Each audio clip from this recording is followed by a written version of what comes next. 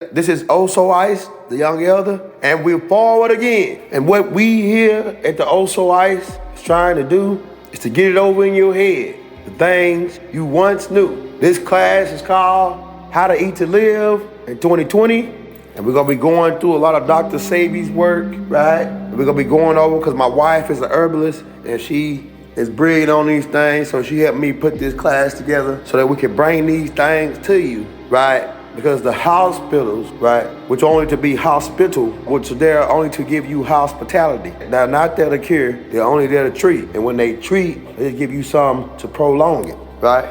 So enough for the game. So we're about to get ready to get into it and go in. Now, let's get into some biochemistry and some anatomy and a couple more other things we'll get into, right? And we want you to send your donations, cash out the young elder, man, so we can bring these tapes. Any donations you can send will be greatly appreciated, brother, and may a new bless you tenfold. We want you to play this tape over and over again so that you can memorize it, get it in your head, so you'll know these things by heart, right? Also, we want you to, if you haven't subscribed, go ahead and subscribe, because we're going to be dropping these tapes, man, and everything we dropping is straight bangers. We dropping nothing but bangers, man. So hit that like button, leave a comment with your question, because we answer all the questions. This is the young elder, man. We get down, we get one-on-one with you. You know what I'm saying? So hit that like button, subscribe, hit that, you know what I'm saying, go hit that bell for me, right? Because we ain't going to annoy you, because every time we drop it, you click on something we dropping, it's going to be straight bang. See what I'm saying? That's how we rock. So Also Ice, because we also nice. See what I'm saying? Right? I want to shout out to all the Also Ice family,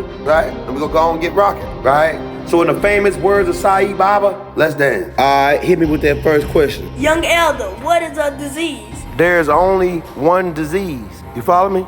Inflammation, right? And inflammation leads to calcification, and calcification leads to cancer. And when you say disease, the word disease come about by two words having been brought together, one being dis, which means to go against, and ease, meaning absence of difficulty or absence of effort, meaning it was easy. Another word for easy, right? Not being hard, right? Right? Because life is hard when you got a disease, right? That's ailing you, right? And like Dr. SEBI teaches, right, that there's only one disease, inflammation, right? Inflammation is the process by which the body produces white blood cells, right? And a substance they produce to protect from infections against foreign organisms and bacteria and virus. The substance that they produce is mucus, right? Which is a second line of defense for the body when the immune system is not working properly. The white blood cells in your body help fight bacteria and infection. Where you find the disease at is where the mucous membrane has been compromised. And this mucus is secreted by what we call the mucous membranes, which lines many cavities of the body.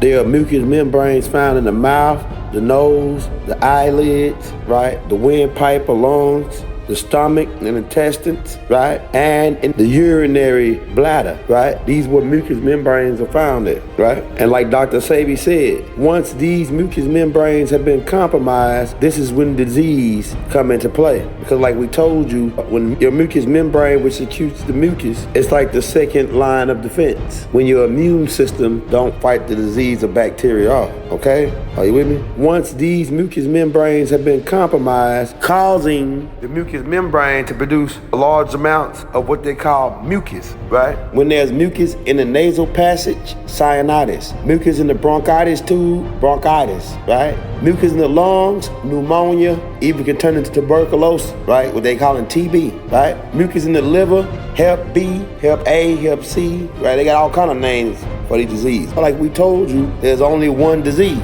right? Mucus around the pancreas and in the pancreas ducts, diabetes. Mucus in the pelvis system, pelvis area, and in the pelvis nervous system, right? And in the skin, herpes, right? Mucus on the brain, right? Alzheimer's, Parkinson's, depression, schizophrenia, right? Epilepsy, right? Because it's a misfire in the brain. We'll get into that on the epilepsy, right? Where they have seizures. And most of the time it's because they don't drink enough water. We'll get into that, right? Mucus in the blood, in the cells, in the lymphatic system, right? This lymphatic system is that which cleans the blood out, right? AIDS, right? People that got AIDS have mucus in their blood, mucus in their cells, and their lymphatic system, right? Mucus in your joints, right? In the joints, arthritis, right? Mucus in the kidneys, which is being calcified, right? dialysis, right? They put people on kidney dialysis to make money instead of trying to break this stuff up and cure this stuff, right? Mucus in the intestines, blindness. It causes your eyes to go bad, right? Sickle cell anemia, right, is when the blood plasma is broken down by mucus into sickle cells, right? Mucus sink into the plasma, into the cells, right, and disunite the cells. Mucus in the lungs, in the nose, and the throat, they call that flu, right? And this cut the oxygen off from your brain. The mucus is cutting the oxygen off from going to your brain. Keep that in mind, we'll get into that, right? When you get a fever, the body heats up. It's a reaction when the body heats up to try to remove the toxins by burning it out, sweating it out. When your fire is turned up in your solar plex, because you have a fire in your solar plex. We'll get into that too, right? So we'll get to all that, okay? So wherever the mucus is located,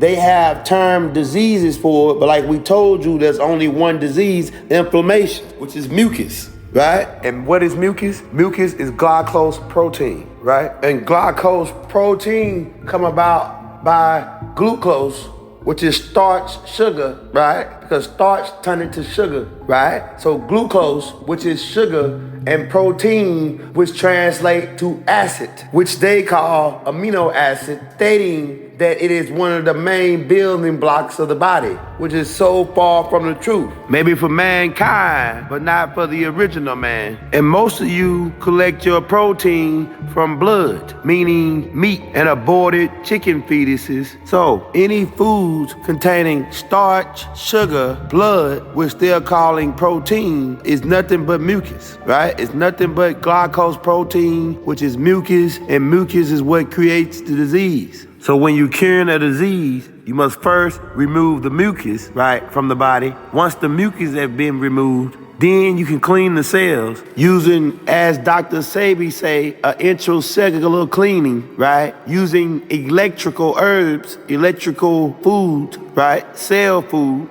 Re-nurture the body, right? Put the nutrients back in the body, right? And change their diet, right? About to get into all that, right? So mucus is the only disease, which in areas creates inflammation, right? This inflammation, if not treated or not taken care of, in some areas can be calcified, right? And when these calcify, right, they can get larger, and then when they explode and spread, they then become cancer, right? Okay? So disease is inflammation, right, is where the mucous membrane has been compromised, right? And what we're trying to do for you here today is bring you the cure for all of the diseases that they say are non-curable. In order to understand what's going on, you must first understand acid versus alkaline, right? And we're gonna put a chart up right here. The scale goes from 0 to 14, and 7 is neutral, right? And once you go higher than 7, you go into 8, right, which is alkalinity. 8 and up is alkalinity. And if you can maintain 8 in your body of alkalinity, you will never get sick, right? You will never get sick if you maintain at least the 8 and higher in your alkalinity in your body, right? Right, because when you intake acid, right, they say acid, amino acids are one of the building blocks, right? Protein is one of the building blocks, right? But your body gets rid of acid. What do you think urine is? When you pee out urine, which is acid, right? The pH on urine is like 3.5, which is very high in acid, right? Sweat is high on acid, right? So your body is getting rid of the acid, right? When you drink soda, which is nothing but acid and mucus, right? It should change the labels on this stuff. You just start looking at this stuff and calling it for what it is. When you see soda, what the label should say instead of soda or whatever the soda brand is, it should say mucus and acid, or pretty much just acid, right? When you order pizza, right? When you see pizza, right? What you're getting is mucus and acid, right? And they're even adding plastic in there, right? Because you ain't gonna taste it when they got it hot and you eat it. But when it get into your stomach, it hardens back up, right? They put what they call fillers, which is plastic, right? So the pepperoni, which is meat, which converts into protein, which is acid, right? And the cheese, which is acid, right? And the dough, which is starch and sugar, which breaks down to glucose protein, which is mucus. right? So you order pizza, what you're eating is acid and mucus. When you go to a burger spot, right? And order you a burger, right? They give you a piece of meat, right? Which is acid. They can put it on 2 buns, which is mucus, right? Which is mucus. Then they spread you a little mucus on there. They call it mayonnaise. It's mucus, right? And then they put you a little bit of condiment. They put you some tomatoes on there, right? They put you some lettuce, but they use iceberg lettuce, right? Which is acid. And then they give you a side order of mucus, which they term fries, and they give you a cup of acid, right? Which they term soda. So you're getting, when you go to these fast food restaurants, what you're getting is mucus and acid, pretty much, right? When you see cow milk, right, what you should see on the front is just mucus, right? A big old jug of mucus, a big old jug of boogers, right? You'll be better off picking a booger out of your nose than drinking a jug of cow milk. 97% of cradle deaths from babies is because their mothers or whoever was overseeing them fed them cow milk while they was in the cradle and died. Cows are not conducive with humans. Cows are conducive with cows, right? And we was with you, brother Messi Muhammad, till you made a statement talking about we need to drink milk. Man, if Elijah Muhammad was still living, he probably would slap you in the back of the head, brother. You need to wake up, brother. Wake up, brother. Cow milk is not for humans. Bottom line, straight up fact. So next time you think about whooping up you a steak and a potato, just think about you whooping up acid and mucus,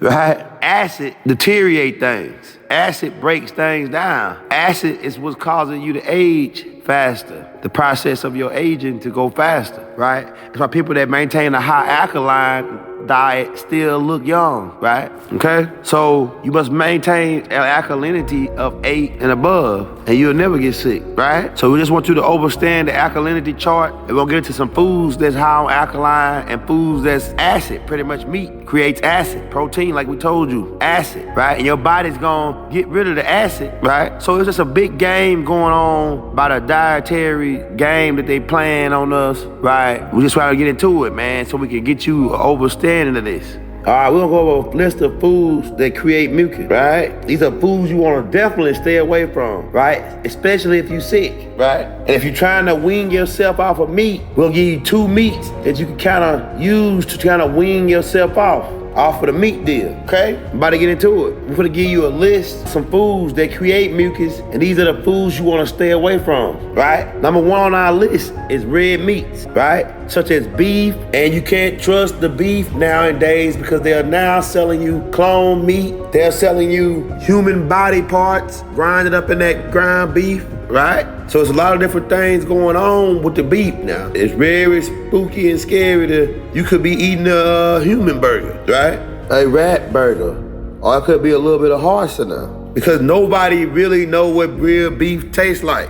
Years back, my great-grandmother was in the hospital and begged me. That's like, what the heck? You know, she's 95. I'm not finna bombard her brain. She lived to be 95 years old, man. And she didn't never go to the hospital. She always created her own remedies to heal things. I bought her a hamburger from Jack in the Box, and she said that it wasn't no moo in that burger, meaning that ain't cow, right? And she been living 95 years, so I'm pretty sure she can go back to know what a real cow tastes like. So they're doing something with the beef. Stay away from that beef. These cows are coming down with mad cow disease.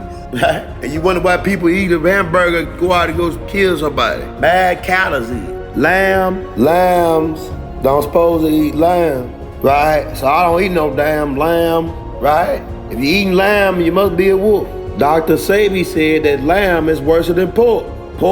And I ain't got to break down to you what the hog about. You should have got that in Islam and Judaism, right? The hog is a nasty scavenger, eat everything, right? Elijah Muhammad said that he's part cat, part dog, and part rat, right? They're full of chiquita worms. Man, stay away from that pork. Pork is the worst meat you ever can try to eat. Goat, chicken, and a chicken ain't nothing but a flying pig because it's a scavenger too.